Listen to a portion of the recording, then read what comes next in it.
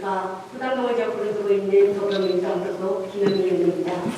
본 의원은 오늘 세종시의 원칙과 절차에 따른 효율적인 예산 편성 운영으로 시 재정 위기를 슬기롭게 극복하고 시민에게 희망과 감동을 주는 행정을 펼쳐달라는 말씀을 드리고자 합니다. 올해 세종시 재정은 한마디로 비상상황입니다. 2023년 국세 수입 부족으로 고등교부세가 13.7% 감소함에 따라 우리식 교부세도 200억이나 줄었습니다. 올해 보통액 1,086억도 장담하기 어렵습니다. 행복도시 인수시설 유지관리 비용 부담도 2025년 1,973억 원, 2030년 2,527억 원으로 눈덩이처럼 불어나고 있습니다.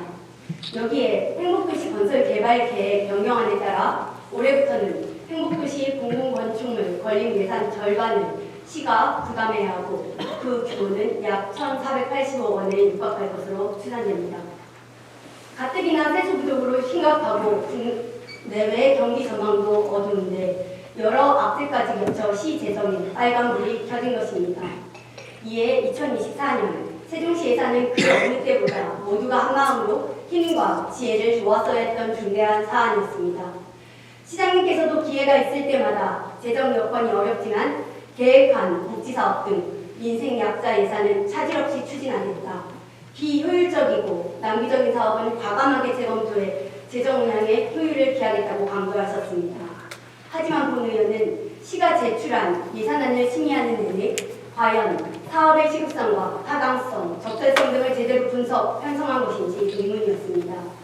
예산 부족과 실효성 논란으로 민선 사기, 주요 공약 사업들조차 궤도 수정이 필요성이 제기되는 마당에 계획에도 없었던 체육시설과 인프라 구축 예산이 편성되고 계획에 따라 진행되던 사업과 민생 약자 복지 예산은 재정 악화를 핑계로 무분별하게 감액되는 상황을 바라보며 무력감과 자괴감마저 느꼈습니다.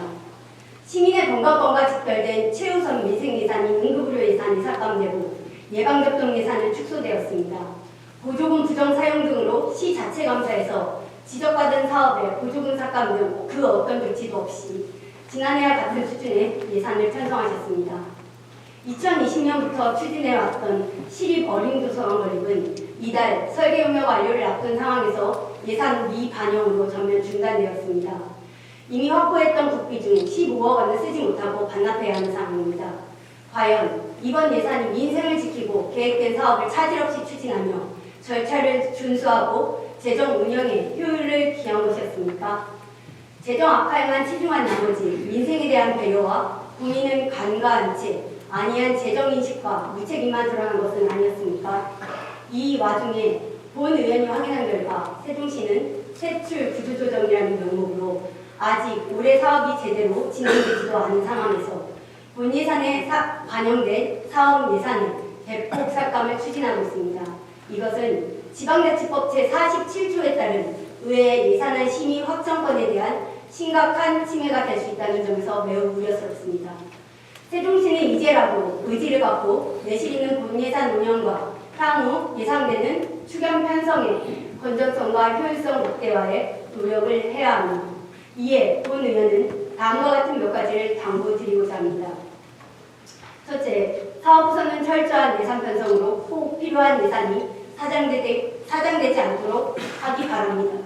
둘째, 사업 성과에 대한 심층적인 평가, 분석, 효과성과 정책적 우선순위에 입각한 지속적인 세출 구조 조정과 세입 확대 노력이 필요합니다. 셋째, 예산 편성 사전 절차 미이행, 재발 방지 대책을 세워주십시오. 넷째, 예산 편성 전 사정 검토와 편성 후 재정 관리를 더욱 철저히 해야 할 것입니다. 특히 막대한 예산이 투입되는 공공시설 건립이나 축제의 경우 사전에 적정 수요 예측 및 운용 재원 확보 방안까지 마련해 주시길 부탁드리겠습니다. 위기 속에 기회가 있다는 말이 있습니다. 세종시는 현재 위기를 시 재정 전반의 효율성과 건전성을 제고할 절호의 기회로 삼아야 할 것입니다.